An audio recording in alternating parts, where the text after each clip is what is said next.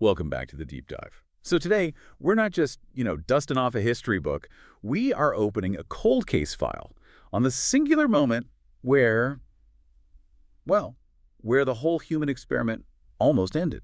Yeah, and it sounds so hyperbolic when you say it like that, doesn't it? The human experiment almost ended. But when you actually look at the data, it's really not. It's a statistical probability we just narrowly miss. It's genuinely terrifying. We're talking, of course, about October 1962, the Cuban Missile Crisis, those 13 days where the United States and the Soviet Union were just staring each other down over nuclear missiles in Cuba. But our mission today is to go way beyond the high school history version. You know the one I mean. JFK looks tough, Khrushchev blinks, the U.S. wins, everyone goes home. Right. The whole eyeball-to-eyeball myth. It's a comforting story, I guess. It suggests that these rational, calm men were totally in control. But the documents we have here, the declassified transcripts, the Soviet military archives, all the intelligence assessments after the fact, they tell a much, much messier story. Messier is a good word for it. It wasn't a chess match. It was more like a chaotic scramble in a pitch-black room full of furniture you keep bumping into. And that's exactly what we're going to unpack today. We're going to look at the bizarre intelligence failures and the successes, the shadow war that was happening while the diplomats were talking, and specifically, the mechanics of how close we actually truly came. And we really have to focus on the motivations. Because if you don't understand why the pieces were on the board in the first place, none of the moves make any sense at all. Exactly. So to really get the stakes, we have to look at the board before the game even started. October 62 didn't just happen in a vacuum. You have to go back. You absolutely do. You can't understand why Nikita Khrushchev would take such a monumental gamble. Shipping nuclear weapons halfway across the world right into America's backyard without understanding the strategic imbalance. And this is where we hit the first big irony, right? It's 1960. John F. Kennedy is running for president. And a huge part of his platform, his big hammer against the Republicans, is the so-called missile gap. The famous missile gap? Kennedy was all over this. Yeah. He claimed the Eisenhower administration had just let the Soviets pull way ahead in nuclear technology. He painted this picture of a Soviet Union just mass-producing missiles ready to overwhelm the U.S. And it worked. It was a terrifying image for the American public. It was. But then he wins. He gets into the Oval Office, he gets the classified briefings, the real numbers, and what does he find? The gap is real. The gap is absolutely real, but it's in the complete opposite direction. It's a chasm. A chasm, and the United States was standing on the high ground. The U.S. was, without question, the overwhelmingly dominant nuclear power. Let's put some hard numbers on that because the disparity is, it's actually shocking when you see it laid out. It is staggering. In 1961, the Soviet Union had effectively four reliable intercontinental ballistic missiles, ICBMs, that could launch from Russia and hit the continental United States. Four. Wait, I have to stop you there. Just 4 missiles. 4. These were the R-7 Semyorkas. And honestly, reliable is a pretty generous term. These were these massive, clunky rockets that use liquid fuel. They took hours to fuel up. You couldn't keep them on alert. And they were just sitting out in the open. Just sitting on open launch pads that U.S. bombers could have easily targeted and destroyed. So in any kind of first strike, the U.S. could basically wipe out their entire long-range arsenal before they even got off the ground. Pretty much. By October 1962, estimates range a bit. Maybe they'd scrape together up to 75, but they were still wildly unreliable and inaccurate. Okay, so that's the Soviet side. What about the American side? The United States had 170 operational ICBMs. 170. But that's just the long-range stuff. If you factor in the entire nuclear stockpile, the bombers, the submarines, the tactical weapons, the U.S. had roughly 27,000 nuclear warheads. 27,000, and the Soviets? About 3,600. So 27,000 versus 3,600. That is not a fair fight. It wasn't a fight. It was a potential massacre. And Khrushchev knew it. He was blustering on the world stage, banging his shoe at the UN, claiming they were churning out missiles like sausages. But he knew it was all a bluff. He knew if the balloon ever went up, the Soviet Union would be erased. The U.S. might suffer damage, sure, but the Soviet Union would just cease to exist. And that psychology is so important. It creates this desperation for the Soviets. They're cornered. They're the underdog barking as loud as it can to hide the fact that it has no teeth. Right, and then just to make it worse, the U.S. tightens the cruise even further with the Jupiter missiles. The Jupiters. This is such a critical piece of the puzzle that often gets glossed over in the American version of the story. It really does. The U.S. had deployed these medium-range ballistic missiles, MRBMs, in Italy and, much more importantly, in Turkey. And Turkey's right on the Soviet border. Exactly. I mean, try to imagine the view from the Kremlin. You look south, and there are American nuclear missiles that are capable of hitting Moscow in about 10 to 15 minutes. Almost no warning time. None. Khrushchev famously asked his advisors, what would it feel like to have a neighbor looking over your fence with a shotgun? That's how she saw the Jupiters. So from the Soviet perspective, they're surrounded, they're outgunned. And then we have the third major player in this whole drama, Fidel Castro in Cuba. Right. We have to look at Havana. The Cuban Revolution happens in '59. Castro takes over, and almost immediately the U.S. is hostile. They just cannot abide a communist foothold 90 miles off the coast of Florida.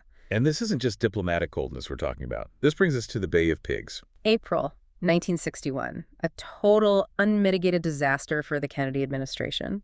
The CIA trains this brigade of Cuban exiles to invade the island, hoping they'll spark a counter-revolution. It just fails spectacularly. Kennedy gets cold feet, refuses to provide air cover. And the exiles are captured or killed. It hands Castro this massive propaganda victory. But the U.S. didn't stop there, did they? I mean, reading through these files on Operation Mongoose, honestly, it reads like a thriller written by someone on hallucinogens. It really does. After the Bay of Pigs failed, the Kennedy brothers, JFK and RFK, they authorized this massive covert campaign to destabilize Cuba.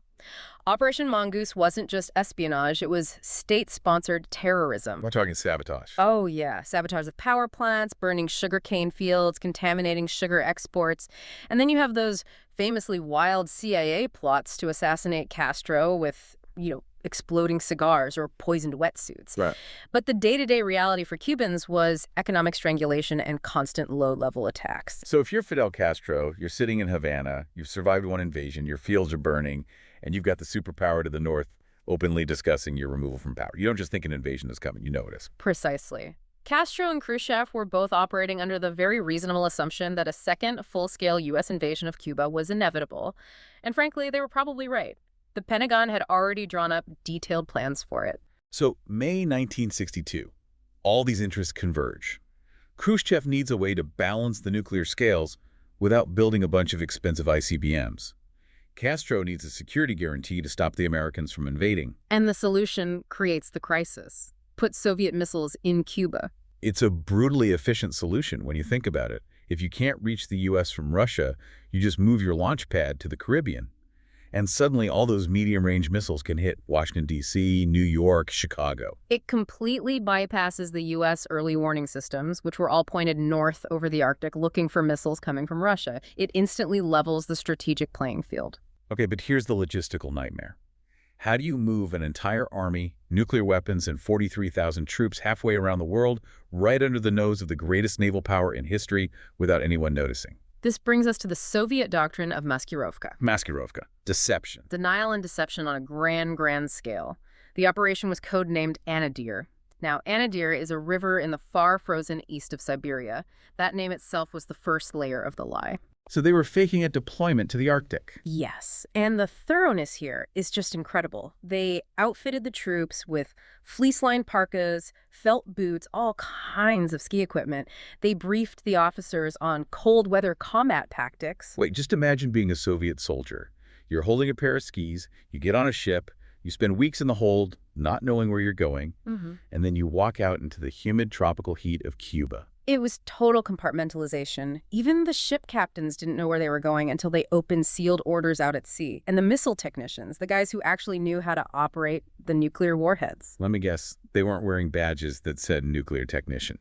Far from it. They were listed on the manifests as machine operators, irrigation specialists, and agricultural experts. So you've got thousands of farmers showing up in Havana who have never held a hoe in their lives. But they can calculate a ballistic trajectory. Exactly. And for months, it actually worked. The U.S. saw the ships, they saw the buildup of conventional arms tanks, SAM sites, but they missed the offensive missiles. Which leads us to the great intelligence failure, and then eventually the success of the discovery. Because there was a period right when it mattered most where the U.S. just stopped looking. The photo gap. For about 5 weeks, from early September to mid-October, U-2 spy plane flights over the western part of Cuba were significantly restricted. Why? I mean, we knew the Soviets are up to something. Why would we blind ourselves at that exact moment? Politics and fear. In early September, a Taiwanese U-2 had been shot down over China. The Kennedy administration was terrified that if a U.S. U-2 was shot down over Cuba, it would cause this huge international incident right before the midterm elections. They didn't want to rock the boat. So they prioritized political optics over intelligence gathering. That feels like a recurring theme in history. It is a classic cautionary tale. They didn't want to provoke a crisis, so they created the conditions for a much, much worse one. But while the skies were empty, the ground was talking. This is the part of the story that just fascinates me. The human intelligence. The spies on the ground. Agents and local Cubans were reporting these massive convoys moving at night, but they noticed a very peculiar detail about the trucks.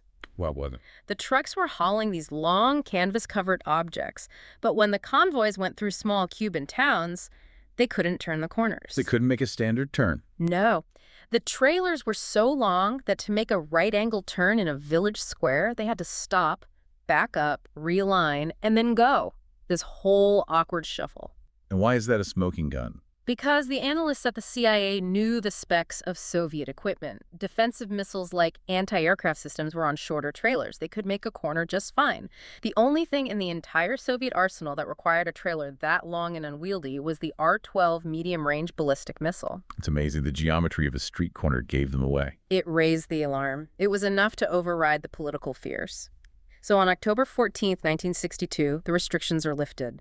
Major Richard Heiser flies a U-2 over western Cuba. And the technology on these U-2s, we should probably clarify. We're not talking about blurry photos from 70,000 feet. No. These were marvels of engineering. Flying at that stratospheric height, the cameras could resolve objects on the ground as small as 2.5 feet. They could read the markings on a runway. So Heiser comes back, the film is developed, and the analysts at the NPIC, the National Photographic Interpretation Center, get to work. And this is where another piece of luck comes in, or rather, espionage. The analysts were looking for a very specific pattern. They found the signature slash marks of the missile sites at a place called San Cristobal, but they only knew what to look for because of a man named Colonel Oleg Penkovsky. The Soviet double agent. Yes. Penkovsky was a colonel in Soviet military intelligence who was secretly working for the CIA and MI6. He had provided the West with the actual technical manuals for the SS-4 and SS-5 missile systems. Without those manuals, the analysts might have looked at the tents and the cables and just seen generic construction. But because of Penkovsky, they could map the site perfectly. Here's the oxidizer truck, here's the fuel truck, here's the erector launcher. It's terrifying to think how easily that could have been missed without that one man's betrayal of his country. So October 16th, the photos hit the president's desk. Mr. President, there are nuclear missiles in Cuba. And the clock starts. This is the official beginning of the 13 days. Kennedy immediately convenes ex-GandM, the Executive Committee of the National Security Council. Talk about the atmosphere in that room. You had the actual tape recordings, which is just so unique for this era. It was tense, it was smoky, and it was exhausted. You have all the heavy hitters, Robert McNamara at Defense, Dean Rusk at State, RFK as Attorney General, and of course the military leadership, the Joint Chiefs. The options on the table were just grim. I think one of the sources called it the spectrum of pain. Right. Option 1, do nothing. Which Kennedy actually considered for a minute, didn't he? He did. He made the point that militarily, a missile from Cuba isn't that different from an ICBM from Russia. Dead is dead. But politically, it was suicide. It would shatter the confidence of NATO. If the U.S. wouldn't protect its own hemisphere, who would believe they'd protect West Berlin? So do nothing is off the table. What about the diplomatic route? Diplomacy was considered just too slow. While they talked, the missiles would become operational. The clock was ticking too fast. So that leaves the military options. And this is where the friction in that room was just white hot. The Joint Chiefs, led by General Curtis LeMay, the man who firebombed Tokyo in World War II, they wanted blood. They wanted a massive airstrike to destroy the missiles, followed immediately by a full-scale invasion of Cuba. Boots on the ground, regime change, the works. LeMay was incredibly aggressive. You can hear it on the tapes. He thought Kennedy was being weak. He argued that the Soviets would not respond to an invasion. He essentially said, let's take them out now while we have the advantage. Which, looking back, is just horrifying. Because Kennedy was deeply skeptical of the military, wasn't he? Deeply skeptical, he looked at the board and he saw the linkage. He kept asking, if we invade Cuba, what does Khrushchev do? He was convinced Khrushchev would seize West Berlin in retaliation. And if Soviet tanks roll into West Berlin, NATO has to fight back.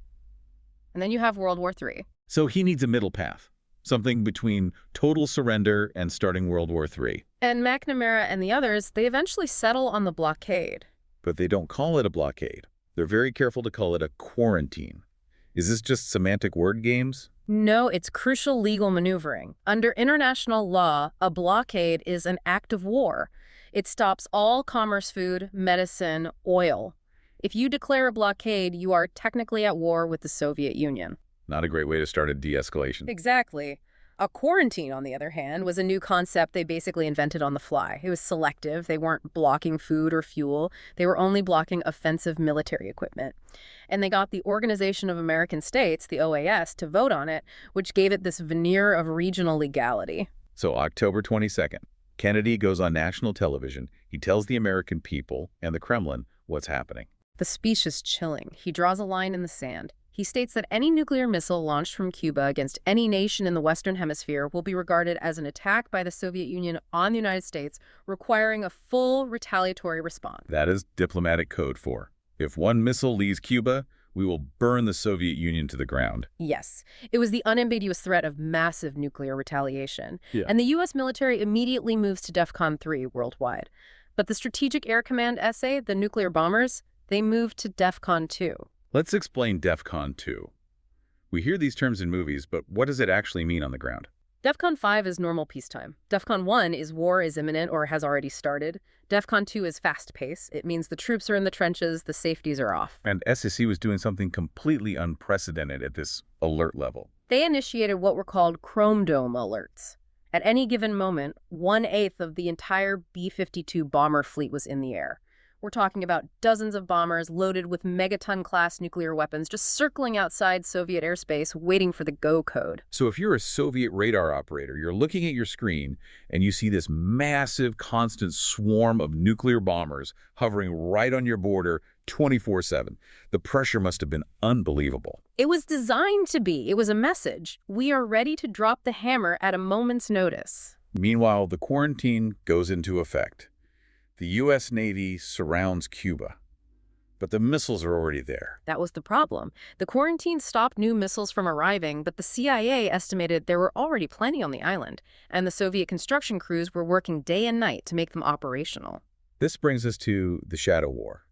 Because while XCOM is debating in Washington and the Navy is sailing, there is a reality on the ground in Cuba that the White House did not understand at all. And this is, I think, the most frightening part of all the new historical evidence. The unknown unknowns. What did we miss? We missed the tactical nuclear weapons. Okay, define the difference for us. Strategic versus tactical. Strategic weapons are the big ones. The city killers. The missiles aimed at D.C. or New York. We knew about those. Tactical weapons are battlefield nukes, much shorter range. They're designed to wipe out an aircraft carrier group or an invading army division. And the Soviets had these in Cuba. They had about 100 of them. Nuclear warheads for FKR cruise missiles, nuclear artillery shells, and nuclear bombs for their L-28 bombers. Okay, so let's play out the Joint Chiefs plan again.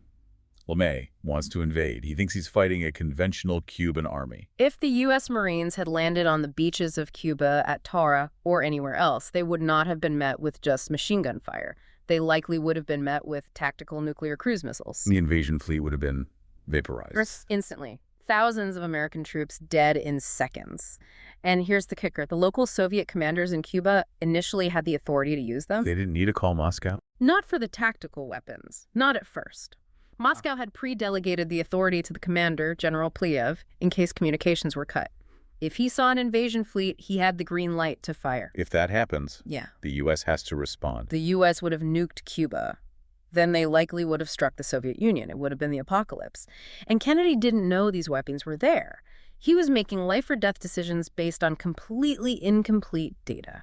That brings us to October 27th, Black Saturday, the day the dam just almost broke. If there is a single day where the world almost ended, it was October 27, 1962. Everything that could go wrong went wrong at once. Start with the U-2. Major Rudolph Anderson. He's flying a photo reconnaissance run over Cuba. A Soviet SAM crew on the ground tracks him. Now, Khrushchev had given strict, explicit orders, do not shoot. He did not want to start the war by accident. Why did they fire? The local commanders, two generals named Grechiko and Garbuz, were watching the radar. They saw the U-2. They felt like they were being targeted. They couldn't reach General Pliev at headquarters, so they made the call themselves. Fire. A rogue command. Effectively, yes. An SA-2 missile blows the U-2 out in the sky. Major Anderson is killed. Now, the U.S. had a standing agreement in XCOM. If U-2 shot down, we attack the SAM site, we retaliate. And the military was ready to go. They were spooling up the jets. But Kennedy, he pulled back. He blinked. He hesitated. He told his brother, it might have been an accident. It might have been one guy on the ground getting itchy fingers. He decided to wait one more day before ordering the strike. And that hesitation saved us. Yeah. Because it was just an itchy finger. Exactly. But while this air war is heating up, the situation at sea is getting even worse. We have to talk about the submarine B-59. This is the story that keeps me up at night. Yeah. Set the scene for us. So the U.S. Navy is dropping depth charges on Soviet submarines to try and force them to surface. They're using these signaling charges. They're basically hand grenades. They're loud, they're annoying, but they're not powerful enough to crush a hull. But the Soviets on the sub don't know that. They have no idea. The captain of B-59, Valentin Savitsky, has been underwater for days. The sub's batteries are dying. The air conditioning has failed. The temperature inside the submarine is over 120 degrees Fahrenheit. The sailors are fainting from heat stroke and carbon dioxide poisoning. It's a literal pressure cooker. And suddenly, explosions are rocking the hull. Bam, bam, bam, the lights are flickering.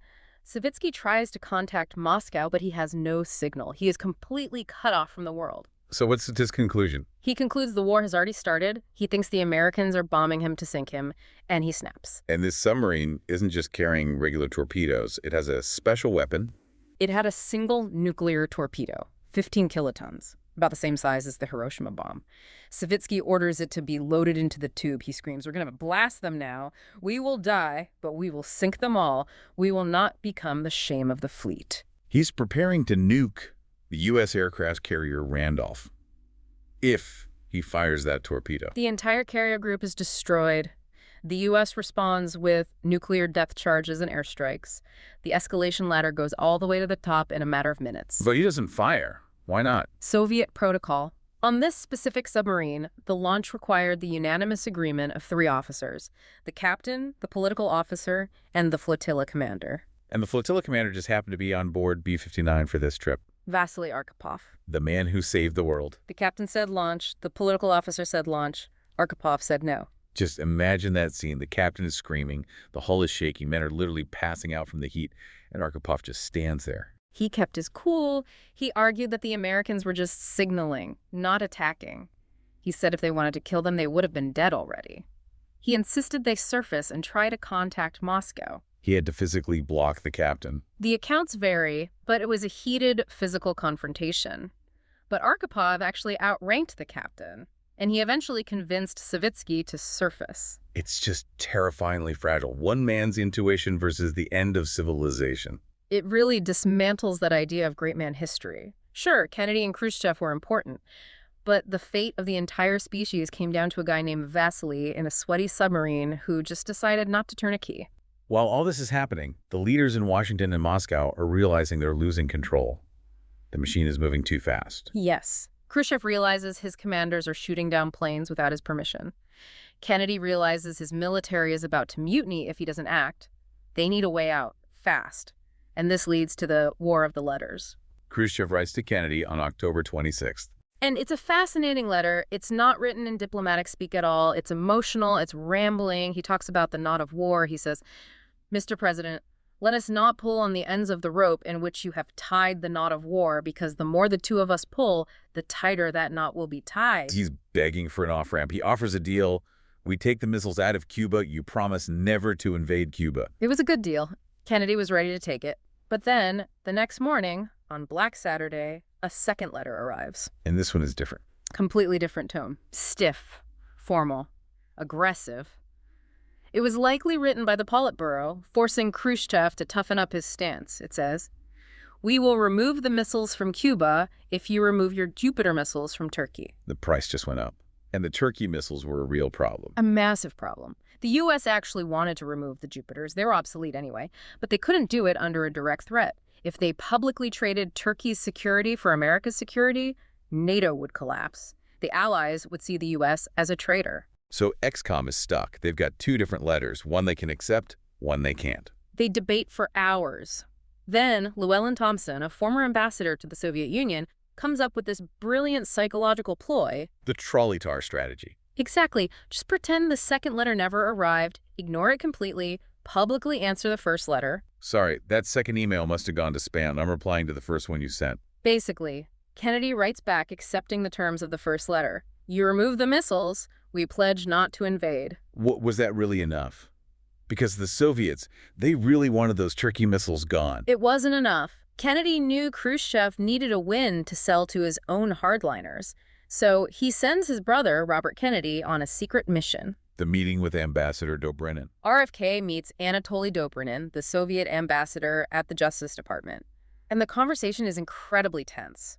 RFK basically says, look, we have to have an answer by tomorrow or we invade. But then he offers the sweetener. He tells Dobrynin, look, we can't make a public deal about Turkey, but if you take the missiles out of Cuba, I can promise you the Jupiter missiles in Turkey will be gone within a few months. We will take them out voluntarily. A quid pro quo, but a secret one. A gentleman's agreement. And RFK added a threat. If you ever speak of this deal publicly, we will deny it and we will call you a liar. This was the key. Khrushchev gets his security guarantee for Cuba, and he gets the direct threat on his border removed. He accepts. On October 28th, Radio Moscow broadcasts Khrushchev's order to dismantle the weapon. The ships turn around, the world exhales. And the dismantling of the Jupiters was later given the code name Operation Pot Pie. Operation Pot Pie? Really? Don't ask me. Military code names are a strange world, but the missiles were removed. So let's look at the scoreboard in the aftermath, because the perception of what happened became the reality. Kennedy came out looking like a genius, a master statesman. He stood tall, he didn't blink, and he got the missiles out. The public didn't know about the secret Turkey deal for years. And Khrushchev, he looked weak. He looked like an adventurer who got called out and folded immediately. The hardliners in the Kremlin never forgave him for the humiliation. 2 years later, in 1964, he was ousted in a coup. And what about Castro? Oh, Castro was absolutely livid. You have to remember, he wasn't consulted on the withdrawal at all. He heard about it on the radio like everyone else. That's incredibly humiliating. He smashed a mirror in his office. He screamed about Soviet betrayal. He refused to let UN inspectors into Cuba to verify the missile removal. The U.S. actually had to fly planes alongside the Soviet ships as they left to count the missiles on the decks because Castro wouldn't let them check on the ground. You realize Cuba was just a pawn in their game. Exactly. Yeah. Both superpowers treated Cuba as a game board.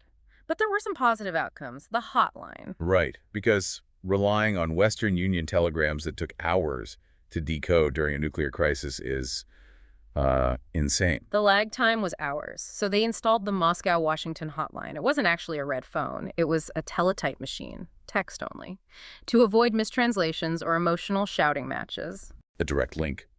Are you nuking us? YN. Essentially. It forced the two powers to keep talking. Before we wrap up, I just want to circle back to the what if. Because you mentioned the tactical nukes earlier. That information didn't come out until 1992. That's right. At a conference in Havana, a Soviet general revealed to Robert McNamara, who was there, that the tactical nukes had been in place and ready to fire. McNamara must have turned white as a sheet. They said he nearly fell out of his chair. He realized in that moment that the advice he was getting from the Joint Chiefs to invade would have resulted in the total destruction of the U.S. invasion force and inevitably a full-scale nuclear war. It changes the entire narrative. It wasn't a triumph of brilliant crisis management. It was luck. Kennedy himself later said he thought the odds of war had been between 1 in 3 and even. A coin flip for the survival of the species. It tells you that crisis management is mostly a myth. Once the machinery of war starts moving, the alerts, the mobilization, the pre-delegated authority, it takes on a life of its own that no one can really control. So what's the takeaway for us sitting here today? I think it's about the danger of certainty. LeMay was certain the Soviets wouldn't shoot.